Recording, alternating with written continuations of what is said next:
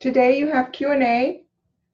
On your first 120 Q&A, you have Karen, Marilyn, Exhibit 1, Exhibit 2, and Sandy. So this is 120 Q&A number 1 for 5 minutes. Ready? Karen, how old are you? I am 16. Do you go to school? Yes, I am in high school. Will you tell us where you were on June 18? I was at a summer camp with Marilyn and some other girls. What time did you arrive at that camp? I think it was about noon. Was there a group of girls arriving at the same time? Yes, we all came together. We were on the same bus. Do you remember the first time you met Marilyn? Yes, we were assigned to a group of 10 girls with a counselor. That was the first time you met Marilyn. Is that correct? That's correct. About how old was Marilyn? She was 14. Were all the girls in your group assigned rooms in the same cottage? Yes, we were. I show you Exhibit 1 and ask you whether that is a photograph of your cottage and the beach. Yes, it is.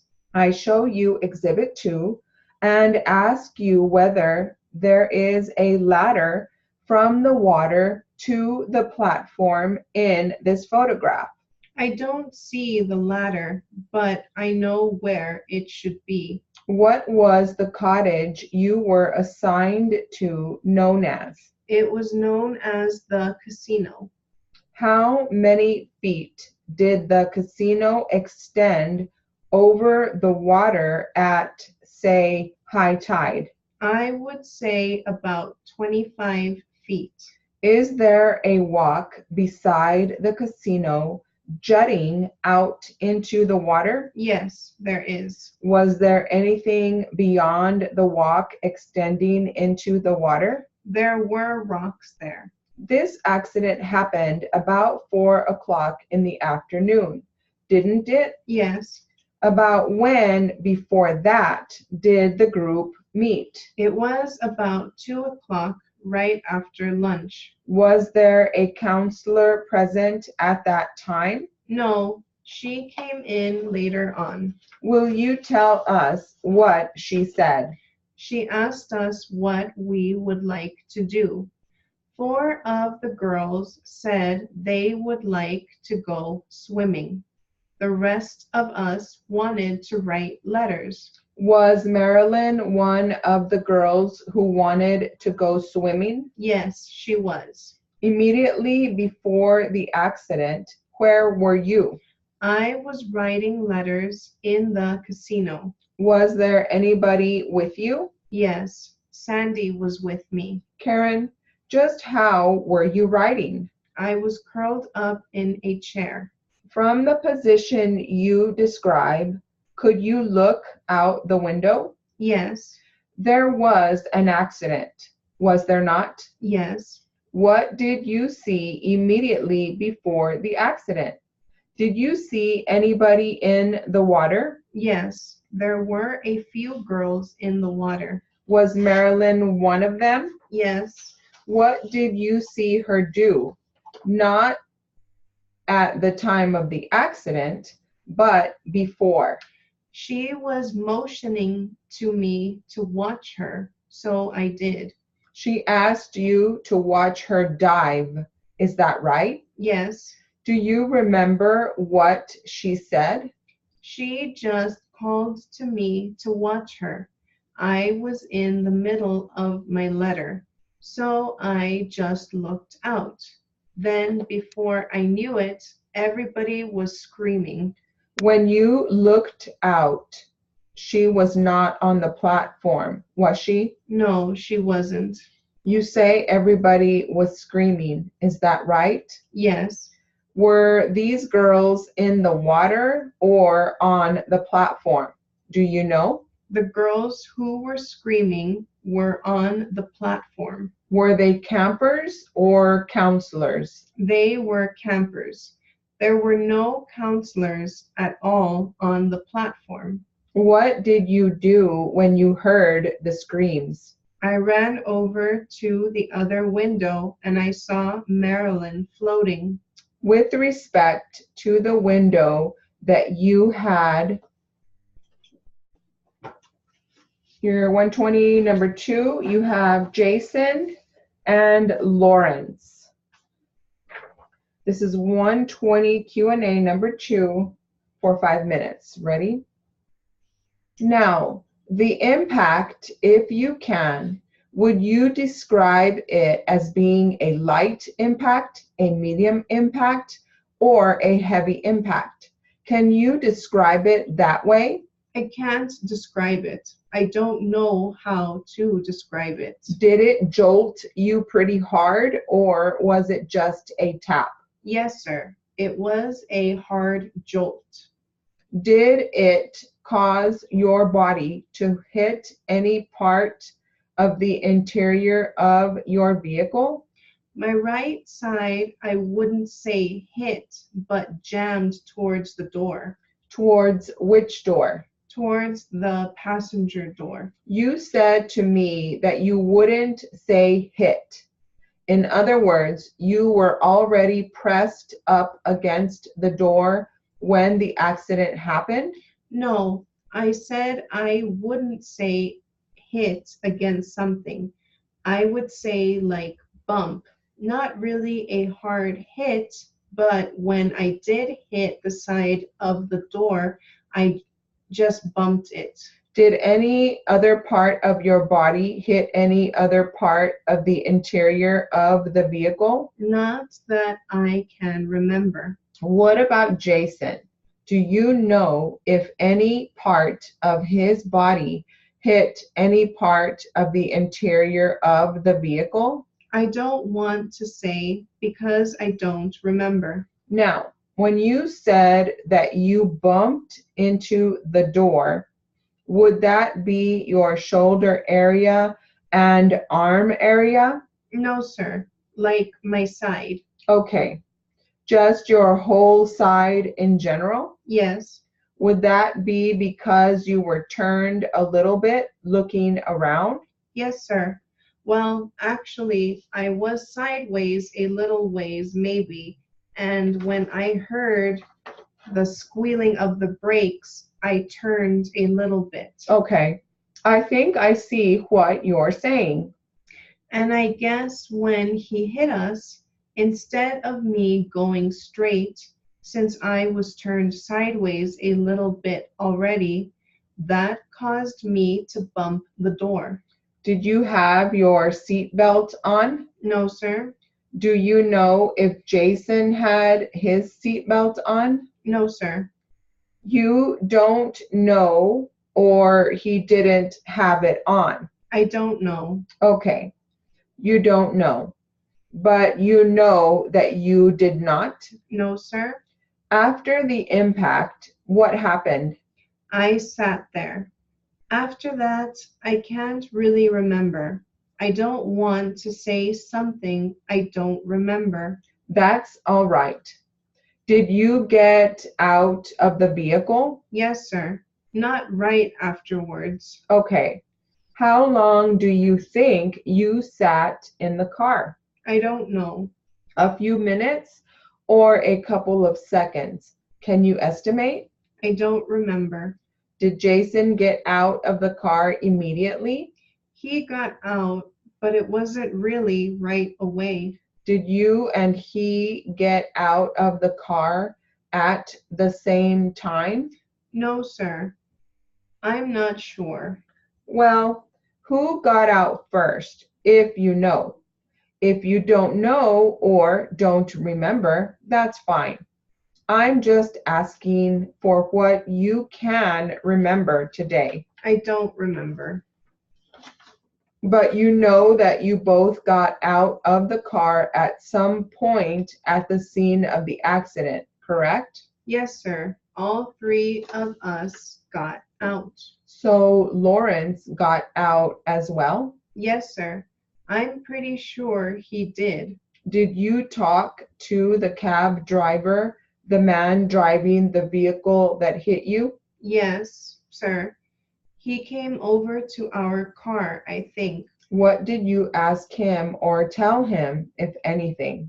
I asked him what happened, and I can't remember exactly what he said. We were just mainly speaking of the person that was stalled on the interstate. That's all that I can recall about the conversation. The conversation about the stalled vehicle?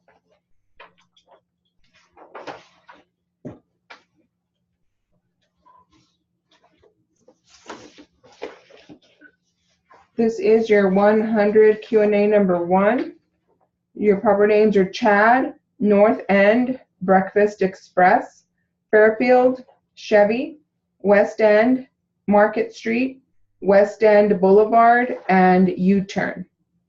This is 100 Q&A number 1 for 5 minutes. Ready?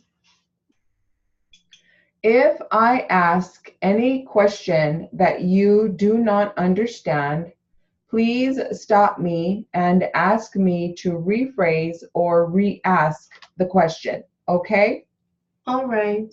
Did you and Chad leave North End to go to the drugstore and return back immediately? Correct. Did you travel anywhere else during that interval of time? We stopped at Breakfast Express. Is that over on Fairfield? Yes. What time of day did this accident happen? I don't really remember. It was in the early evening or late afternoon, I would say. You were seated in the passenger's seat? In the front. In the front. Okay. Whose vehicle were you in? It was a rental car. Was that a vehicle Chad had rented when he had arrived in town? Yes. It was rented, but not through him. It wasn't under his name. He was going out with this girl, and her daddy worked for Chevy, and he rented the car. I don't know exactly how it went. I understand. Was Chad driving on West End when the accident happened? Yes, we were completely stopped when it happened. Why don't you tell me what happened? Okay, they were working on West End, so they had the right-hand lane closed. Everybody had to get into the left, but we were turning in the left anyway. We were in the left lane. They had the traffic turning, and we had to stop. We were completely stopped. And then all of a sudden, the automobile went forward, and I had a drink in my hand. It went scattering out of the glass or the cup or whatever. Then I felt my neck, and that was it. It was fast, but the car did move forward. I don't know the distance or whatever. She hit it sufficiently that the car advanced forward. You felt an impact from the rear? From the rear. Did you hear any screeching of tires or see the automobile that struck the automobile Chad was driving, or hear anybody yell or anything to indicate to you an accident was about to happen before it happened? No, The first thing you knew of an accident was when you felt the automobile move forward? Right. Did you have your seatbelt on? Yes. What route were you planning on taking home, if you know? We turned left onto the bridge, back onto West End on the opposite side towards the courthouse, and down Market Street and to West End Boulevard. Approximately where was Chad going to turn off of West End? He was going to make a U-turn to go back the other way? He's going to turn onto the bridge, and then he's going to exit off the bridge, and then you turn back onto West End on the opposite side. The canal is in the middle. When the actual impact occurred, had Chad started to turn onto that bridge? No, we were stopped right by the bridge because they had automobiles in front of us. And on your 100 number 2, you have Officer Perry, Joe, Ella Berg, en route. ENROUTE, en route, 2 words. 100 number 2 for 5 minutes. Ready? Officer Perry, the first time you saw the defendant, was she carrying some packages out of the store? No, she was walking around the corner with her handbag, and that's all. Did you see her come out of the store? I did not. When you apprehended her, was she in the car or outside? She was outside. Outside of the car? She was about 30 feet away from the car. Was any other person with her? No, Were the other 2 persons in the car? they were. And the defendant was not in the car? That's correct. Now, when you came up to her, she handed you the pistol. Did she not? That's not correct. Did she tell you where she got the pistol? After I explained her rights to her, I saw the pistol in her handbag. Did she explain to you that the man named Joe had given it to her as he was running out of the store? Did she explain that to you? She told me that as she walked out of the store with this person behind her, he handed her the weapon and then walked west through the parking lot. Did she tell you if anybody else was walking out of the store? No, she told me it was just the 2 of them walking out of the store. She and this man named Joe? That's correct. When she handed the gun to you, did she tell you that it belonged to Joe and that he had dropped it? She didn't hand the gun to me. She explained to me as I was looking at it in her bag that this gentleman had handed her the gun and that she put it in her bag. Did she tell you that she believed this man had held up the store? She did say something to that effect. And did she tell you that she had been shopping in that store? No, she didn't. Did the other lady tell you that she was shopping in the store? She may have told my partner. I wouldn't have any knowledge of that. We did find a receipt with the name of this store in the bag that the groceries were in. There were groceries in the bag, were there not?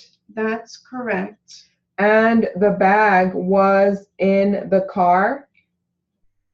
There were 2 bags in the car. Grocery bags That's right. with groceries in them? Right. You didn't speak to Ella Berg at all, did you? Not until we were en route to the station. Did you speak to her at that time? I asked her what her name was. Did you ask her any other questions?